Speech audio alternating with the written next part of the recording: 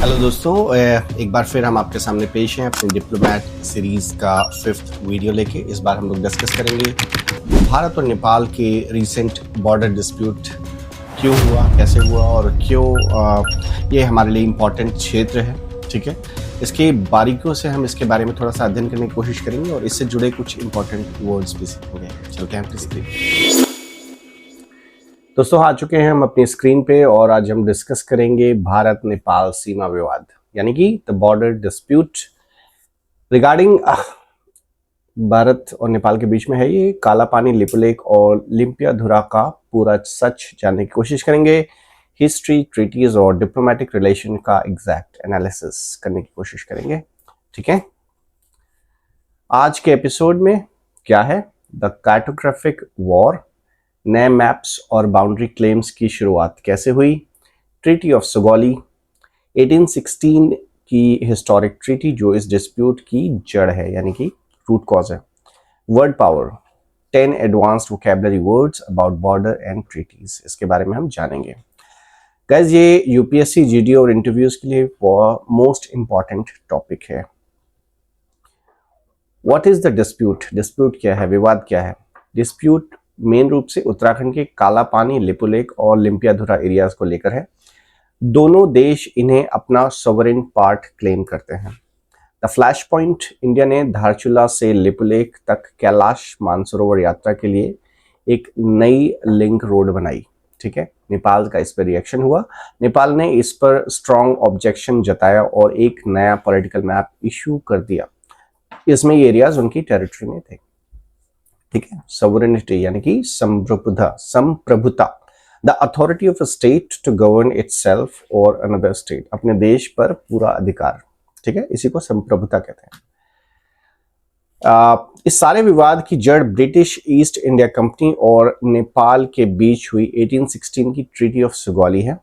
The boundary line, treaty ने काली river जो को वेस्टर्न बॉर्डर निर्धारित किया था। ठीक है, काली रिवर है भारत और नेपाल के बीच में, उसका जो वेस्टर्न बॉर्डर है उसको बॉर्डर निर्धारित किया गया था। एम्बिग्यूटी यानी कि जहाँ अनक्लैरिटी है, क्या है वो? रिवर का ओरिजिन, शुरुआत, यानी कि कहाँ से है, इसका एग्जैक्ट स्पेसिफिकेशन ट्रीटी में क्लियर नहीं था।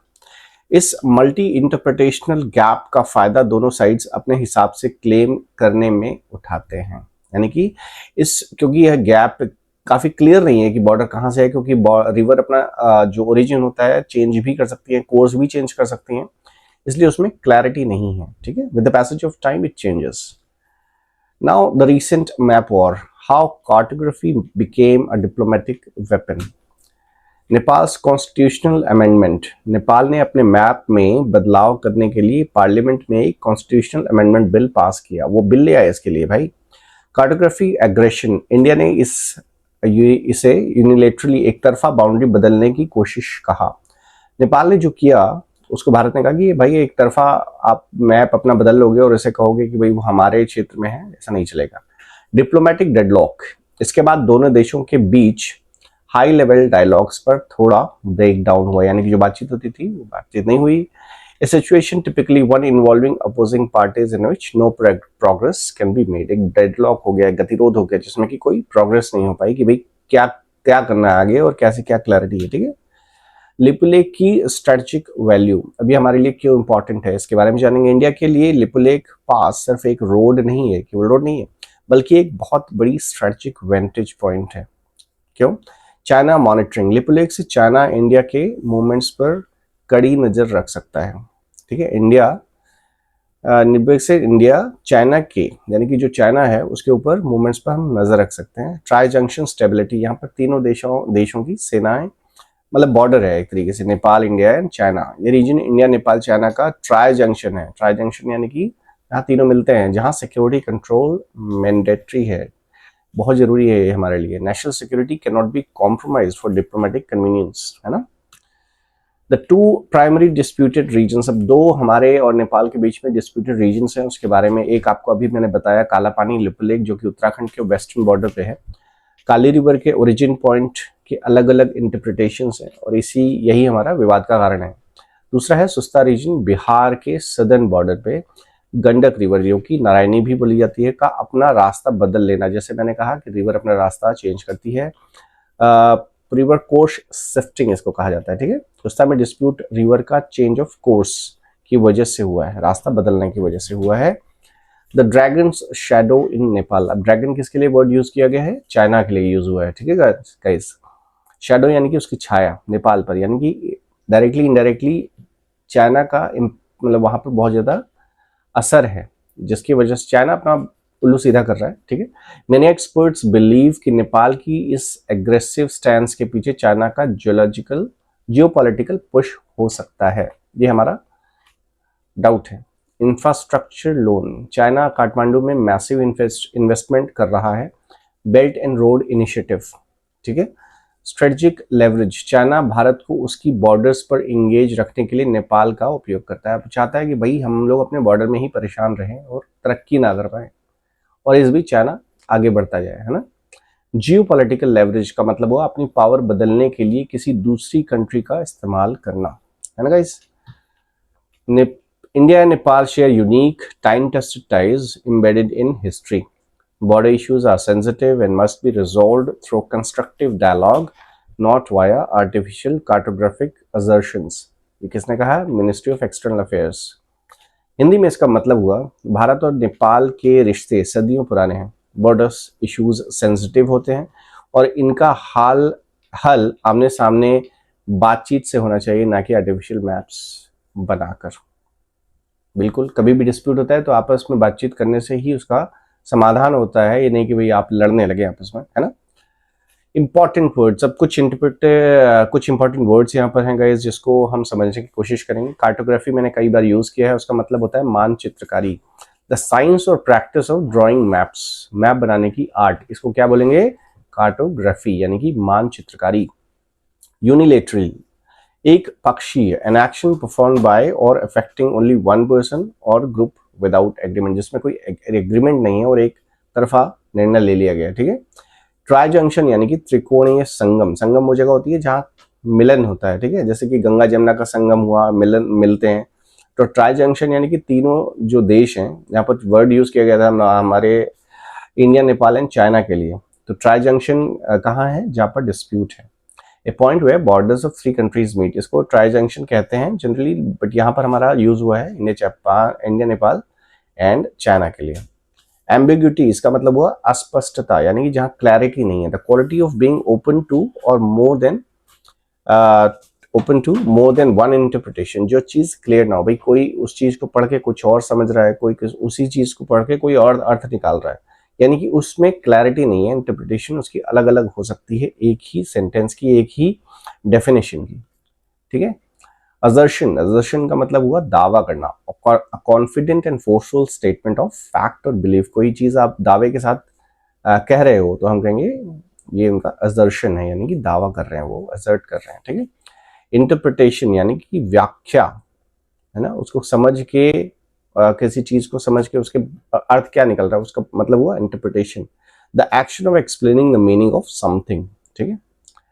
स्टेटस को का मतलब होता है यथास्थिति, यानी कि जो स्थिति है वही बनी रहे। The existing state of affairs specially regarding social और पॉलिटिकल इश्यूज, ठीक है, जो पॉलिटिकल इश्यूज की है या जो पॉलिटिकल स्टेटस है वो वही बनी रहे। किसी पार्टी के बारे में भी यूज होता है, कोई जमीन के विवाद के बारे में भी यूज कर सकते हैं हम इसको, ठीक है। यथास्थिति यानी कि स्टेटस को।